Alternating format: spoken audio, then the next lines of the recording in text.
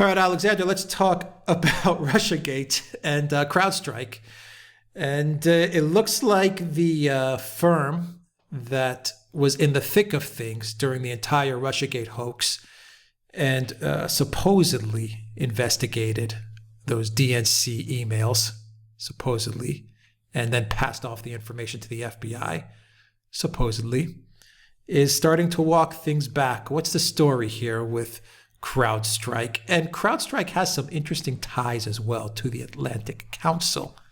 I think one of their board members is also a technical advisor or on the technical board of the Atlantic Council as well. And you can get into who exactly the Atlantic Council is. So get into the story, Alexander. Well, indeed. I mean, first of all, let's just mention that, we mustn't lose sight of Russiagate. I know lots of things are going on in the world with coronavirus, with market volatility, with economies closing down and all that. But we will eventually get through all of that. And we do have an election coming in November. And we need to remember that in the United States, when there was an election before in 2016, there was a sustained and organized attempt by elements of what I unhesitatingly call the deep state in alliance with sections of the media and the Democratic Party's National Committee to try to subvert and overturn the results of that 2016 election. If we lose sight of that and we lose sight of what happened in Russiagate, then we are in a much greater risk of the same thing happening again in November. In fact, the rise and rise and rise of Joe Biden, dare I say it, reminds me of many of the same things that happened back in 2016. So let's now go back to what Crowdstrike is. Crowdstrike is a company, it's a tech company. They were commissioned by the Democratic National Committee, with which they have extremely strong links, to carry out this investigation, as the DNC said, of the DNC's computers. This was in the run-up to WikiLeaks' publication of emails within the Democratic National Committee, which showed the extent to which the DNC had, in effect, rigged the 2015-2016 primaries in favor of Hillary Clinton, the anointed heir, in place of Bernie Sanders. So that is who Crowdstrike is. They carried out this investigation. This is a tech company. It's got all kinds of interesting connections, as you said, with the Atlantic Council. It's the people who run it are fiercely and fervently anti-Donald Trump. And of course, they have also done work in Ukraine, which we're going to discuss fairly soon. Now, the Crowdstrike published this extraordinary report in which they claimed that they had obtained evidence, or that they had established, that it was the Russians who'd hacked the DNC. And they identified two different agencies of the Russian intelligence community, who they called Cozy Bear and Fancy Bear, as the agencies that had hacked the DNC. One, which they said was a unit working for Russian military intelligence, the GRU. The other supposedly working for the FSB, which is a civilian intelligence agency in Russia, which has a lineage in the former Soviet KGB. And that is what Crowdstrike claimed. And notoriously and famously, the FBI did not carry out its own independent investigation. It did not look at the DNC servers or computers. It accepted Crowdstrike's opinion of it, and Crowdstrike's opinion that there had been this hack, and that it was the Russians who did it, and that it was the Russians who were somehow responsible for all the leaks of all the emails. That became, as we know, the accepted orthodoxy in the United States, which everybody in the political system has to adhere to, and which the media has accepted and is running with. Now, what has happened is that there have been increasing criticisms of CrowdStrike. There have been all sorts of people coming forward with alternative hypotheses. CrowdStrike has now appointed a PR company, and that PR company has come to an extraordinary conclusion, or at least has made an extraordinary admission. Firstly, it says that CrowdStrike's investigation of the DNC servers and all that is somehow a valid one because the US intelligence community has accepted it. Now, you think about that, that's entirely circular. It says that because this intelligence community, which didn't verify what we did, accepts what we did, that must mean that what we did is true. I mean, that's not how you actually apply logic and investigation. But that's one thing. But the other thing they said is that CrowdStrike makes no claim that it was the Russians who provided the stolen emails, the emails that were stolen from the DNC computers to WikiLeaks. So we've had Bob Mueller in his famous indictment, and more clearly in his famous report, admitting that the US intelligence community doesn't actually have evidence, doesn't have conclusive evidence that it was the Russians who provided the emails to WikiLeaks. We've done videos about this, and we've pointed out how Mueller's report actually tries to conceal that admission by packing it in manipulative and unusual language. But if you drill carefully into that report, that admission is there. And now we have CrowdStrike, which is the only agency that has actually ever said, ever investigated the servers and said that there was a hack. We now have CrowdStrike admitting that also. There's no evidence that the Russians provided the emails to WikiLeaks. So, what do we conclude from this? We must conclude that the whole theory, which is at the foundation theory with Russiagate, that the Russians hacked the DNC and provided the emails to WikiLeaks, that really doesn't stand, because neither Bob Mueller nor CrowdStrike are alleging it anymore. I'm going to say some other things also about CrowdStrike. One of the things that happened, and I remember this, is that in the autumn, they said that they could prove conclusively that it was the Russians, because the same malware that was supposedly used by the Russians to hack the DNC, which is the malware that goes, was used by the Russians to hack the Ukrainian military in the war in eastern Ukraine in 2014. Well, they've retracted that also. They admit that in fact, they've now admitted, the Ukrainians have always disputed that claim. They've now admitted that malware didn't, in fact, have the effect that it was supposed, that they claimed that it had.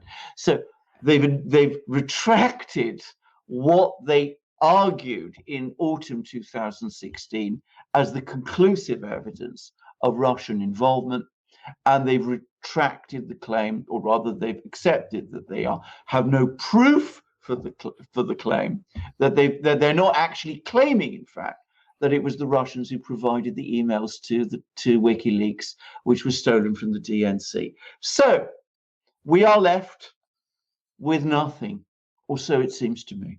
That seems to be CrowdStrike's MO. They make an outrageous claim against Russia, and then they walk it back a couple of months or years later. That seems to be how they operate. Exactly. But no proof. Let me stress it again. No proof it was the Russians who hacked the DNC.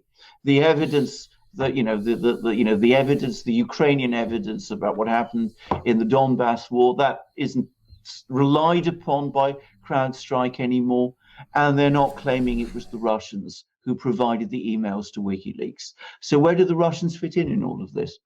Well, let's take a look at who CrowdStrike is, Alexander, very quickly, and I'll take you to the Gateway Pundit.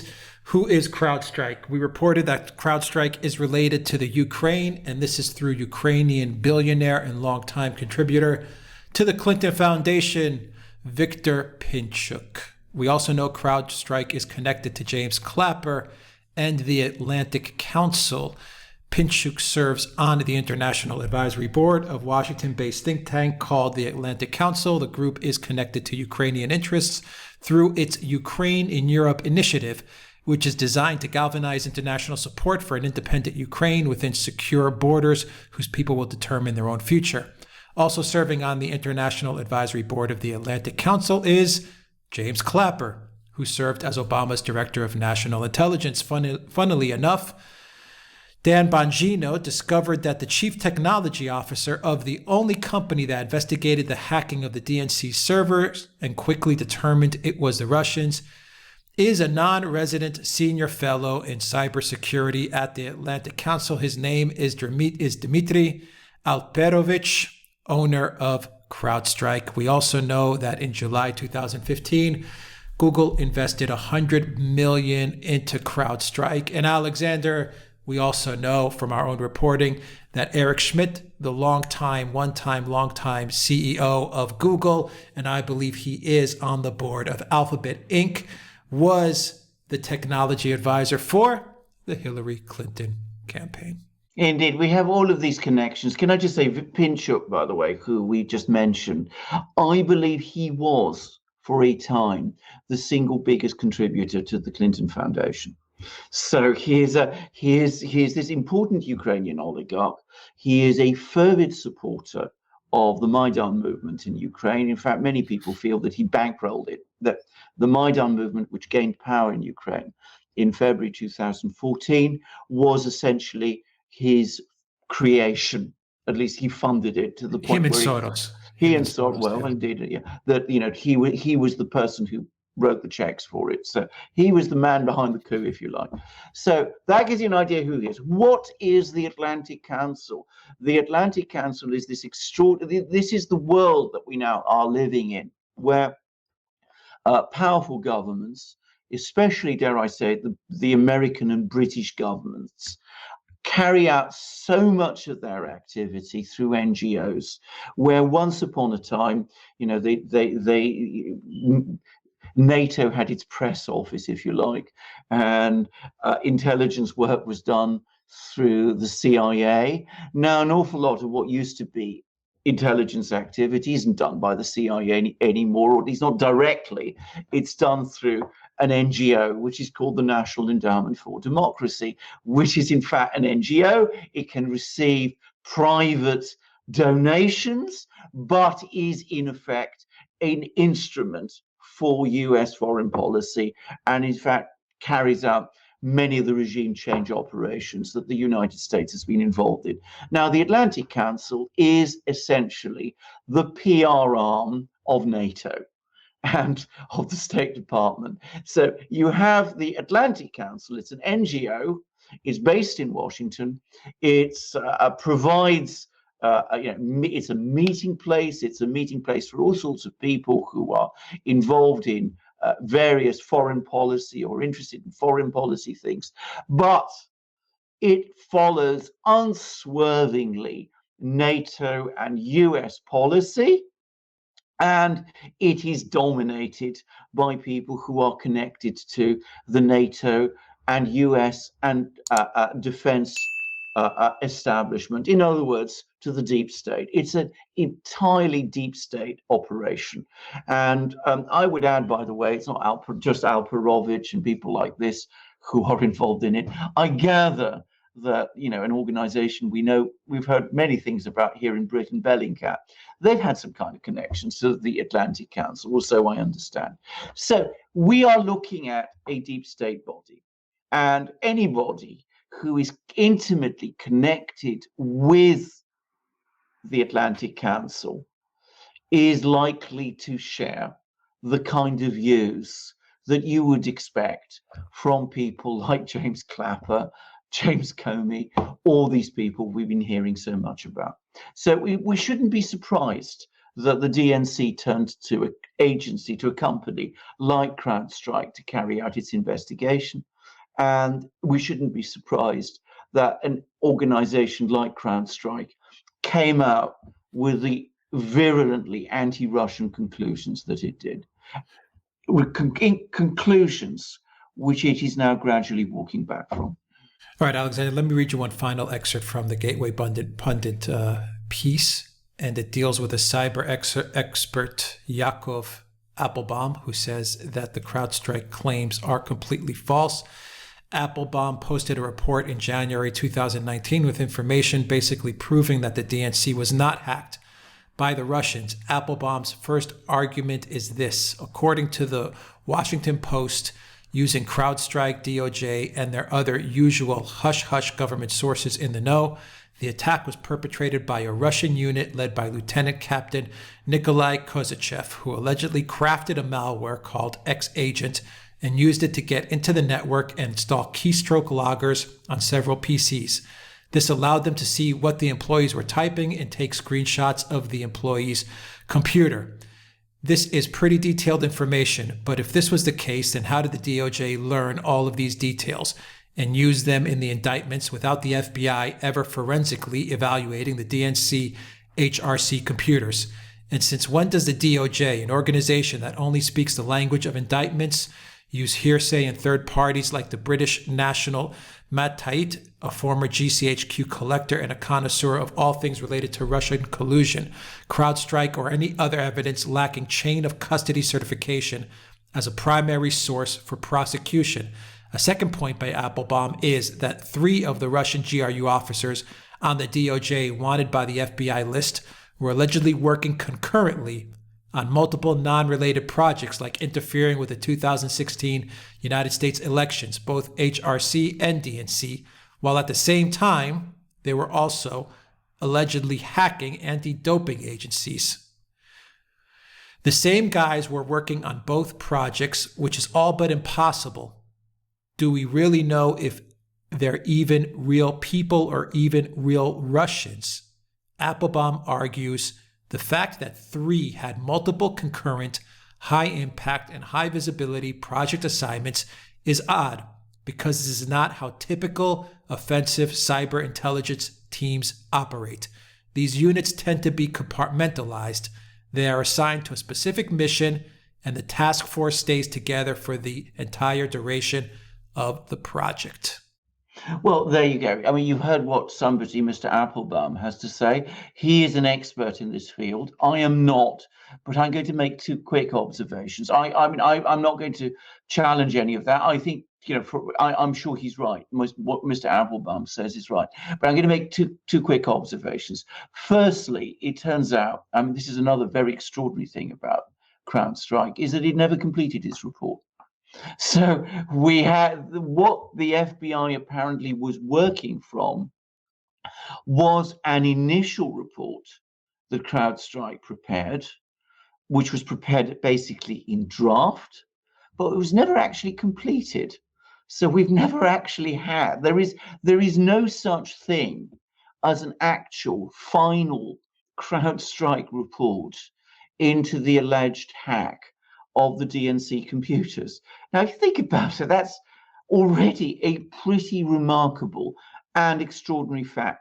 And the second thing, which is that, of course, when the US intelligence community in January 2017 published their now notorious intelligence community assessment, which basically accepted CrowdStrike's views about the Russian hack, the National Security Agency said that they had only moderate confidence in it. The CIA and the FBI said, that they had confidence in it, but the NSA qualified their level of confidence. So, we mustn't, and, they are the sort of people who, if there had been a hack in the way described, would presumably know. William Binney, who we've heard an awful lot about, people who followed the whole story about the Russian hack, will know about. He was the former technical director of the NSA. He has said that if there was a hack of the sort described, then the NSA would definitely know about it and would be able to find out all the evidence for it. So, again, just as I have to accept what Mr. Applebaum says as an expert in this field, which I am not, so I have to accept what Mr. Binney says, given that he is perhaps the leading expert in this field, since he created most of the NSA systems, which, as I said, again, I'm not. So he knows. I assume what he says is right. The last thing is about the GRU unit, which is supposed to have carried out these hacks. Another person who is an expert in these fields, not in perhaps cybersecurity and intelligence, hacking and all that kind of thing, but who is a former intelligence officer and is a current member of VIPS, Veteran Intelligence Professionals for Sanity, and who was the head of the inspectors in Iraq for a time while Saddam Hussein was in power, who's Scott Ritter, and who was absolutely right, by the way, in saying that Iraq did not have chemical and weapons of mass destruction in the run-up to the Iraq war. He has said, or at least I've understood him to say, that the likely place where the names of all those GRU officers was taken from was an NSA wire diagram about this particular unit. In other words, somebody looked up this report that the NSA had produced, which had nothing to do with the hacking investigation or anything of that kind, assumed that it was presumably this unit that had carried out this hack, this alleged hack, looked at the wire diagram, saw all the names of all the people there, and lifted those names from the wire diagram and put them in Mueller's indictment, which, if you think about it, begs so many questions about this indictment, because if that's indeed the case, then of course, lifting names out of a wire diagram doesn't constitute any sort of evidence. And we should remember the circumstances that indictment appeared. It was just as Donald Trump was meeting Vladimir Putin. There was supposed to be a summit. That indictment gave all the impression of being a wrecking indictment, intended to complicate the summit and embarrass Trump. And it's also the kind of indictment that was presumably published because the Mueller never expected that the Russians would ever turn up to defend it. So he was confident that he would never have to produce any evidence to support it. And of course, if it had been a wire diagram, that indictment would have to be thrown out. I find it really interesting what you just said, Alexander, because I go back to Applebaum's assessment, and he poses the question, do we even really know if these are real people or real Russians? That's interesting. And the fact that he says, and it makes total sense to me, why would you have these guys working on multiple cyber intelligence projects? I'm sure they don't. Can I just say something about that? I mean, it sounds very odd that you would have them doing all these multiple tasks instead of, having one team focused on one cyber intelligence operation. Well, particularly spread out doesn't make any sense. Well, particularly such a sensitive one. I mean, I'm going to say this straight away, and I'm not an intelligence. I'm not an intelligence person. I'm not a person who knows anything about hacking. But it doesn't. I've read extensively around this subject. It doesn't make any kind of sense to me at all. I would have thought such a sensitive thing as hacking the DNC computers, you would assign a specialist team to it if you're going to do it, and that's what they would be entirely focused on doing, and they would be under very strict orders and very strict control. You wouldn't have them roaming around disclosing who they are and involving themselves in all sorts of other things like anti-doping hacks and that kind of thing. I mean, that just doesn't make any kind of sense to me. So I find that very difficult to believe, and it's absolutely not what I would expect of Russian intelligence, Right. which It sounds very scattered-brained, disjointed, scattered and disorganized. That and doesn't disorganized. sound like. They're Russian intelligence at all. I mean, Russian intelligence, as we have seen from the Syrian war, as we saw in Chechnya, it's a very, very powerful and potent and well-organized intelligence effort. You can't assume that the other side is incompetent in that way. It doesn't make sense. I'm sure they're not. And if what Scott Ritter says is right, if I've understood him correctly, which I believe I have done, then, as I said, it doesn't make sense because it isn't true. As I said, there is a Russian military unit. There are people serving on it. Their names are known. They are in a wire diagram that the NSA produced as part of a report into this unit. And somebody, perhaps not what Bob Mueller himself, perhaps Andrew Weissman, who is, as we've discussed many times in our programs, the person who's really seems to have been the driving force in the Mueller investigation, simply looked up that report and lifted the names out of it and put them in an indictment. And that seems to be, to me, a perfectly plausible scenario. All right, Alexander McCurse, thank you very much, guys. Like this video, click on the subscribe button down below, click on that notifications bell, check your subscription as well to our channel because YouTube unsubscribes people from our channel all the time. Also look for us on iTunes and SoundCloud for an audio copy of this video, and please donate to us on PayPal, Patreon, and Subscribe Star. Go to the Duran shop and pick up awesome merchandise, magic mugs, and awesome t-shirts. And we also have our friends at Patriotic Legacy who are working with us and sponsoring us so that we can give you an awesome promotion. Duran 20 is the promo code. You get 20% off the Patriot Beacon, which Alexander has been taking for a test drive almost on a daily basis, I believe. Oh, indeed so, absolutely. I mean, can I just say, this is the Patriot Beacon. And it's, Americans, it's an American company, and Americans should be very, very proud of this because it is the best patriotic torch I have ever seen. It is incredibly strong. It's completely indestructible as far as I can see. I mean, this would certainly survive the apocalypse, the deluge, it seems to me. It is so strong and well made. It will never run out of power because it's solar powered. It's got every accessory you can think of. So if you get lost, I should say I am a great and passionate driver. I love driving. And I mean, recently I drove all the way to Berlin through Northern Europe in the midst of, vast storms, seriously, in winter. So, it's quite a challenge. It's the perfect thing to have for something like that.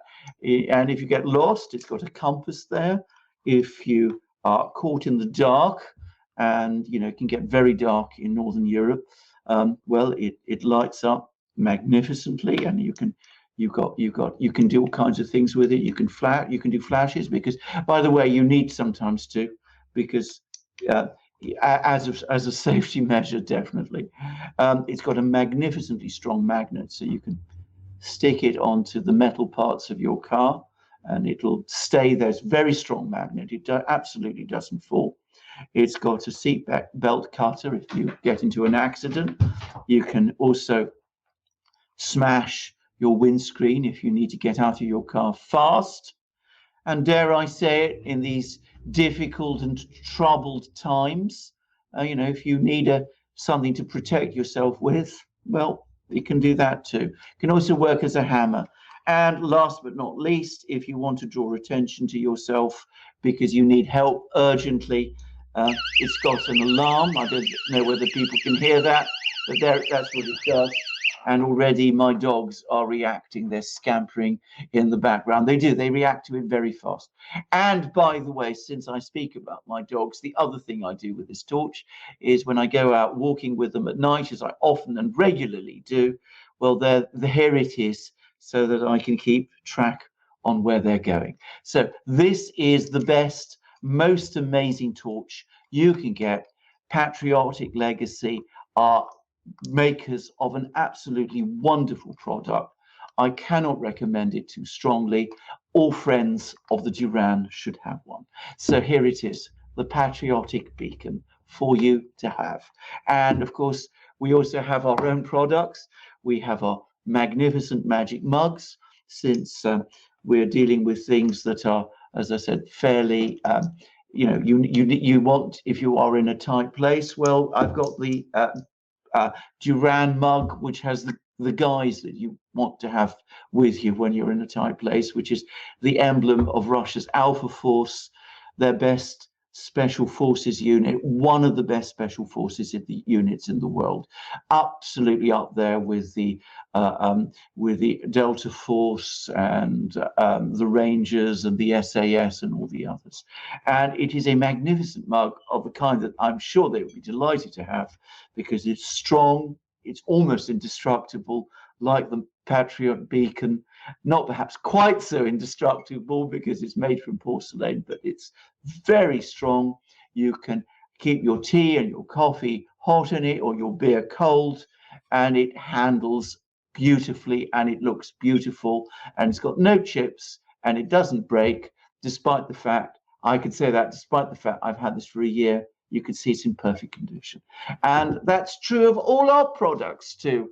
We've always gone for quality. We've gone for quality in our shirts, like the long sleeve t-shirt I'm wearing now with the Duran logo there, our own double-headed eagle, but it's 100% cotton. You can get similar excellent quality t-shirts, short sleeved and long sleeved. You can get polo shirts.